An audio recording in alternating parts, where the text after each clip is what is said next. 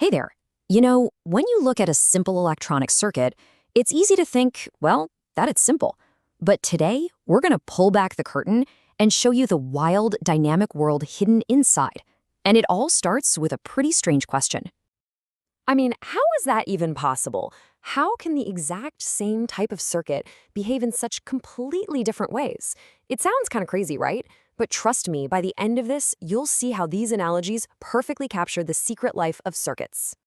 So, to get to the bottom of this, we first have to meet our cast of characters. We're talking about an unlikely trio of electronic components. And their entire relationship, their whole story, is about how they deal with energy. First up, we've got the resistor. You can think of this guy as the energy spender, the brake pedal of the circuit. Its entire job is to create friction. It pushes back against the flow of electricity, and in the process, it just gets rid of that energy as heat.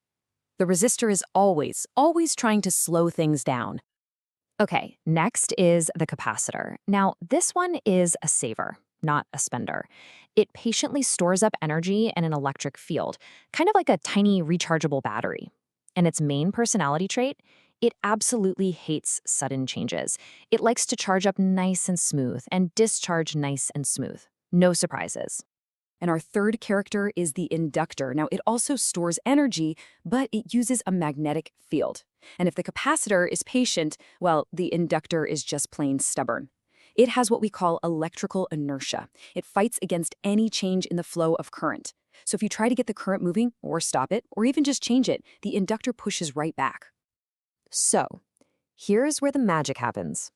What happens when you put these two very different energy savers, the patient capacitor and the stubborn inductor, into the same circuit? You get what's called a second-order circuit, and this is where those fascinating personalities start to show up. But how do we actually see these personalities? Well, what we do is we give this circuit a little jolt, like flipping a switch on and then off, and then we just step back and watch how it settles down all by itself. We call this its natural response.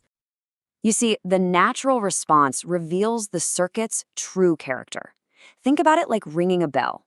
The sound the bell makes after you've already hit it, that's its natural response. For a circuit, it's how it behaves after the power is cut, as it tries to find its way back to a calm, stable state. Okay, so this is where it all comes together. Those three personalities, they're the result of a constant battle going on inside the circuit between two opposing forces. Let's call them friction and springiness. On one side, you've got friction. Now, technically, this is called the damping factor, or alpha. This is all thanks to our friend the resistor, which is constantly pulling energy out of the system, trying to grind everything to a halt. Then, on the other side, you have springiness. This is the natural frequency, or omega naught. This comes from the inductor and capacitor tossing energy back and forth over and over, which creates this natural urge to oscillate, or, ring like a bell. And believe it or not, the entire personality of the circuit just depends on who wins this fight. If friction is stronger than springiness, we call the circuit overdamped. If they're perfectly matched, it's critically damped. And if springiness wins out, it's underdamped. So let's break those down. First, overdamped. This is when friction just completely dominates. The resistor is getting rid of energy so fast that the capacitor and inductor never even get a chance to start their little energy tossing game. The result? A super slow, sluggish return to zero. Remember that door closing in Honey? That's exactly it. It gets there eventually, but it takes its sweet time, with absolutely no bouncing. Then we have the Goldilocks case, critically damped. This is that perfect, beautiful balance between friction and springiness. And what it does is it allows the circuit to get back to its stable state as fast as it possibly can, without overshooting. For engineers, this is often the holy grail. Think about the suspension in a really nice car. You hit a bump, and you want it to absorb it instantly and not keep bouncing, right? That's critical damping in action. And finally, we have our underdamped personality. This is what happens when springiness wins the battle. There's just not enough friction from the resistor to stop that energy from sloshing back and forth between the inductor and capacitor. So the circuit overshoots its target, then swings back, then overshoots again. It oscillates, just like a bell that you've just struck. And eventually, that ringing does die down, as the resistor slowly, bit by bit, drains all the energy away. Now, you might be thinking, okay, but does it matter how you wire these things up? And that is a fantastic question, because there are two main ways to do it: in series or in parallel. So in a series circuit, everything's connected in one big loop, like cars in a single file line.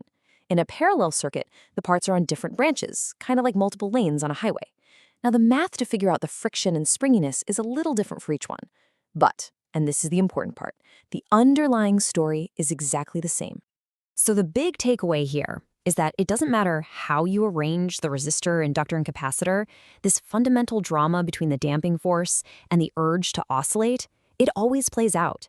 These three personalities are just a universal truth for these kinds of circuits. All right, so this is all really cool theory, but why does any of it actually matter? Well, it matters because engineers intentionally design these three personalities into tons of the technology we use every single day. Yeah, this is where it all becomes incredibly practical. We already talked about car suspensions using critical damping for that perfect smooth ride. But underdamped circuits? That's the heart of a radio tuner. It's designed to ring at one specific frequency so it can pick your favorite station out of the air. And overdamped circuits? You see those in things like automatic door closers that need to shut slowly and safely without slamming. And that's really the big idea here. This simple tug-of-war between friction and springiness, between spending energy and storing it. This isn't just some weird thing that happens in circuits. It's a fundamental principle that shows up everywhere, describing how all kinds of systems respond to a sudden change. Seriously? Once you start looking for it, you see it everywhere. From a swinging pendulum to the population cycles of predators and their prey, this same dance plays out over and over again.